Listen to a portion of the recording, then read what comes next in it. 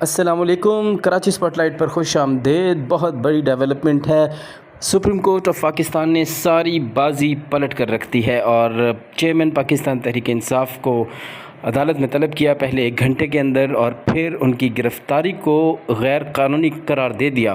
عمران خان کو رہا کرنے کا حکم دیا اور یوں وفاقی حکومت جو ہے وہ ہاتھ مسلتی رہ گئی۔ جو مخالفین ہیں عمران خان صاحب کے، وہ بہت پریشان ہیں، بالخصوص پی ڈی ایم کی ساری جماعتیں جو کل تک شادیانے بجا رہی تھیں۔ مولانا فضل الرحمان بہت خوش تھے، ان کے ارمانوں پر پانی پھیر دیا چیف جسٹس آف پاکستان نے۔ نون لیگ بہت خوش تھی، تمام منسٹرز ایک طویل عرصے کے بعد جا کر تھوڑے ریلیکس ہوئے تھے اور ان کو سکون تھا۔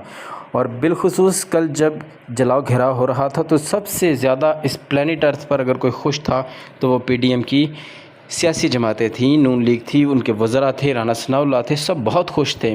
پاکستان پیپلز پارٹی بہت زیادہ خوش تھی، وہ بہت مطمئن تھے کہ بھائی پاکستان تحریک انصاف اور پاک فوج آمنے سامنے آ گئے، مطلب دونوں ان کے دشمن آمنے سامنے آپس میں لڑ رہے ہیں۔ عمران خان کی مقبولیت کا ان کو توڑ نکالا نہیں جا رہا تھا ان سے، وہ اپنے دانت پیستے تھے۔ مولانا فضل الرحمان خاص طور پر بہت غصے میں آ جاتے تھے، اسی طرح سعد رفیق، اسی طرح مریم نواز، اسی طرح سے مریم اورنگزیب، ان کا بس نہیں چلتا تھا کہ غلیظ سے غلیظ باتیں تک وہ ٹیلی ویژن پر بیٹھ کے کرتے ہیں، مطلب ایک شاید کوئی سطح رہ گئی ہو گالی دینے کی، باقی اس سے پیچھے وہ اپنا سارا کام کرتے تھے۔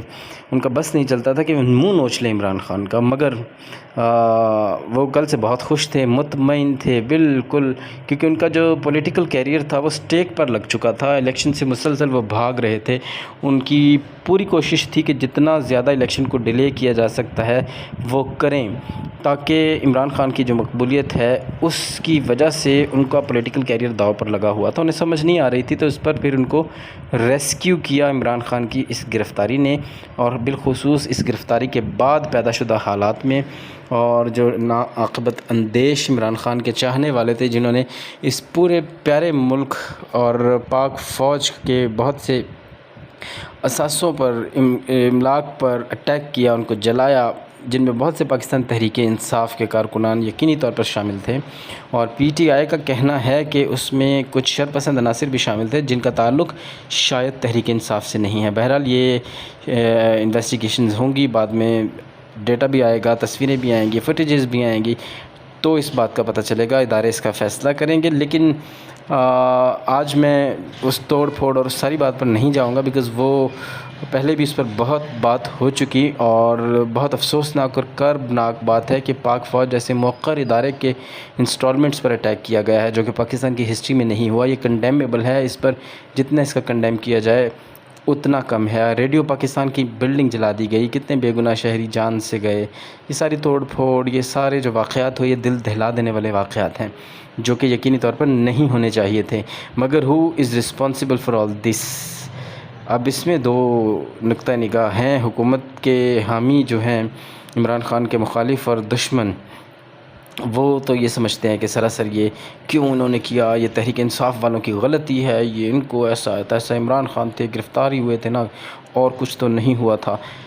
مگر دوسری طرف پاکستان تحریک انصاف کے جو عمران خان کے چاہنے والے ہیں، وہ کہتے ہیں کہ اس پورے جلاؤ گھراؤ اور اس پوری تمام تر صورتحال کی ذمہ داری ان لوگوں پر عائد ہوتی ہے جنہوں نے عمران خان کو اس انداز میں گرفتار کیا۔ اس انداز پہ خاص طور پر میں نے زور اس لیے دیا کیونکہ گرفتاری تو ہونا ایک معمول کی بات ہے، سیاستدان گرفتار ہوتے رہتے ہیں، اس سے پہلے بھی بڑے بڑے سیاستدان گرفتار ہوئے، سابق وزرائے اعظم گرفتار ہوتے رہے، مگر جس انداز سے عمران خان کو گرفتار کیا گیا، ایک تو عدالت کے احاطے سے نہ صرف احاطہ بلکہ بائیو میٹرک کے روم کے شیشے اور کھڑکیاں توڑ کر، مطلب آپ نے ایک طرح سے عدالت پر حملہ کر دیا نا، عدالت کی اپنے بلڈنگز کو نقصان پہنچایا۔ جیسے وہاں ریڈیو پاکستان کا جلنا قابل مذمت ہے، اسی طرح سے عدالت کی شیشے توڑنا اور ٹوٹنا بھی قابل مذمت ہے۔ پھر عمران خان کے سر میں ڈنڈے مارے گئے، ایک سابق وزیر اعظم جس کی فین فالوئنگ کراچی سے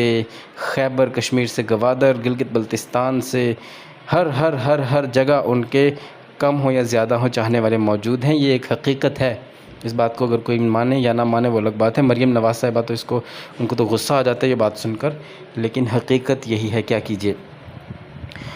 سچ کے آگے سر جھکائے بنا گزارا نہیں، چارہ نہیں. بہرحال تو یہ آپ اتنے مقبول لیڈر کو اگر آپ اتنی توہین آمیز انداز میں گرفتار کریں گے، ان کے سر پر ڈنڈے ماریں گے، جبکہ آپ نے اگر تصویر دیکھی ہو بایو میٹرک روم کی تو وہ کتنے اطمینان سے بیٹھے ہیں وہاں، بالکل سامنے شیشے توڑے جا رہے ہیں، شور شرابہ ہے. اس کے باوجود عمران خان کا پیشنس چیک کیجئے، بالکل نارمل انداز میں وہ وہاں بیٹھے ہیں. اور پھر ان کے سر میں ڈنڈا مارنے کا جواز کیا تھا، وکلاء کو زخمی کرنے کا جواز کیا تھا. بہرحال پاکستان تحریک انصاف کے جو کارکنان ہیں وہ یہ سمجھتے ہیں کہ گرفتاری اس انداز میں کی گئی جس کا یہ ریئیکشن آیا. آج عمران خان صاحب نے چیف جسٹس کے روبرو بھی یہ بات کہی کہ مجھے گرفتار اس انداز میں کیا گیا، اس کا ریئیکشن تو آنا تھا. پھر چیف جسٹس نے ایک بار پھر عمران خان صاحب سے کہا کہ آپ اس کی پہلے تو مذمت کریں. اور جب چیف جسٹس صاحب نے یہ کہا تو عمران خان نے کہا کہ میری ساری سیاست تو آپ کے سامنے ہے، میں تو انتشار کی سیاست پر یقین ہی نہیں رکھتا. اور بالکل درست بات ہے. ہم اگر ٹریک ریکارڈ دیکھیں عمران خان کا تو وہ جب افغانستان میں یا پاکستان میں پرویز مشرف نے فوج اتاری تھی ٹرائبل ایریاز میں تو وہ اس وقت بھی خلاف تھے، وہ اینٹی وار ہمیشہ رہے. ہمیشہ انہوں نے ایک ہی بات کہی، ان کی کوئی بھی تقریر پرانی اٹھا کر دیکھ لیں کہ تشدد سے کوئی مسئلہ حل نہیں ہوتا، مذاکرات مذاکرات مذاکرات، ڈائلاگ ڈائلاگ ڈائلاگ. تو عمران خان کی یہ بات کوئی نئی نہیں تھی، بہت پرانی بات ہے. تو یہ بالکل یہ کہنے میں حق بجانب تھے عمران خان چیف جسٹس کے روبرو. تو پھر اس کے بعد چیف جسٹس نے حکم دیا اور اب وہ پولیس کے گیسٹ ہاؤس میں، اسلام آباد پولیس کے گیسٹ ہاؤس میں ایک مہمان کی طرح رہیں گے کل صبح 11 بجے تک. اور 10 افراد وہ اپنے ساتھ رکھ سکتے ہیں، اپنے فیملی ممبرز کو بھی اپنے ساتھ رکھ سکتے ہیں، جس کو چاہے وہ ساتھ رکھ سکتے ہیں. تو یہ سینے پر سانپ لوٹ گئے ہیں حکومت کے.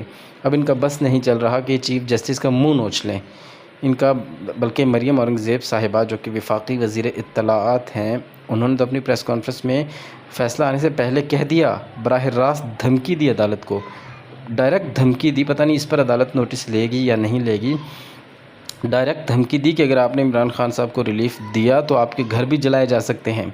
ڈائریکٹ اس دھمکی کے علاوہ کیا اس کو آپ کسی بھی انداز میں ڈی کوڈ کر لیں تو اس میں کوئی وہ نہیں ہے کہ آپ نے بات کو توڑ مروڑ کر پیش کیا یا کچھ اینڈ دیٹ. لیکن یہ جو ہے یہ پاکستان کی سب سے بڑی کورٹ ہے اور اس کورٹ کا فیصلہ آپ کو پسند نہیں تو آپ ریویو میں چلے جائیں. لیکن یہ تو ایک بات ایسی ہے نا کہ انہوں نے اس جو کل سارا ایپیسوڈ ہوا عمران خان کے اریسٹ کا، اس کی بنیاد کو چیلنج کیا گیا تھا اس درخواست میں جس کی ہیئرنگ ہوئی آج. کہا گیا تھا کہ گرفتاری ہی غیر قانونی ہے.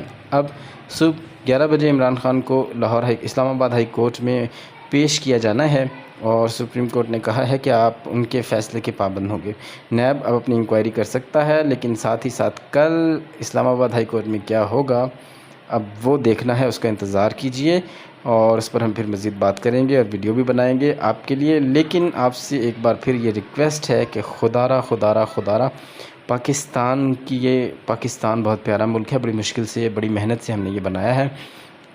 محترمہ بینظیر بھٹو کی شہادت کے بعد بھی اس کو جلا دیا گیا تھا، بڑی مشکل سے ہم دوبارہ سنبھلے تھے. اب کوئی ایسا اقدام مت اٹھائیے، خاص طور پر پاکستان تحریک انصاف کے کارکنان، جذباتی کارکنان.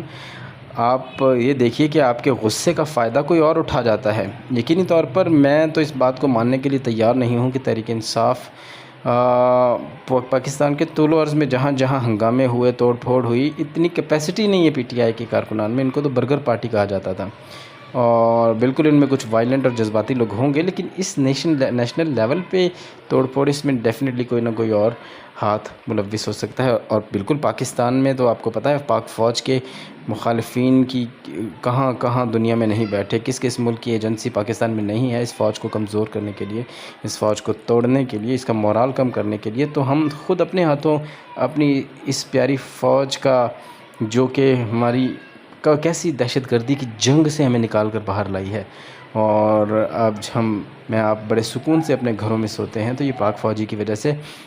اگر آپ کو کسی جنرل کی پالیسی پسند نہیں ہے، کسی موجودہ جنرل کی پالیسی پسند نہیں ہے، تو تھوڑا سا پیشنس کیجئے.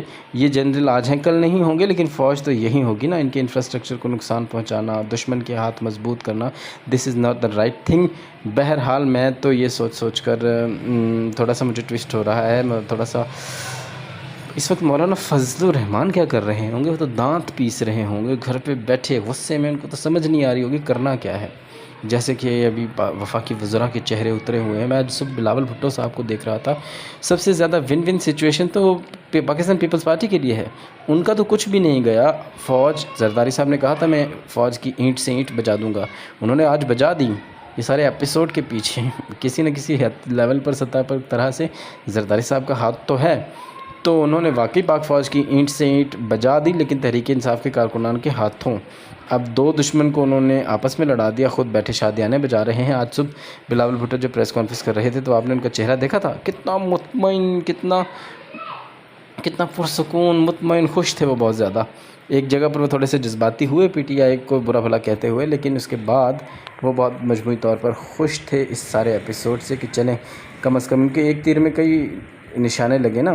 اب الیکشن بھی ان کو پتہ ہے ڈیلے ہوگا، جو کہ وہ نہیں چاہتے تھے. اب ان کو یہ بھی پتہ تھا کہ پی ٹی آئی اور فوج میں دوریاں بڑھیں گی، جو کہ وہ چاہتے تھے. اور اسی طرح سے اب ان کا اقتدار کو طول ملے گا، جو کہ وہ چاہتے تھے.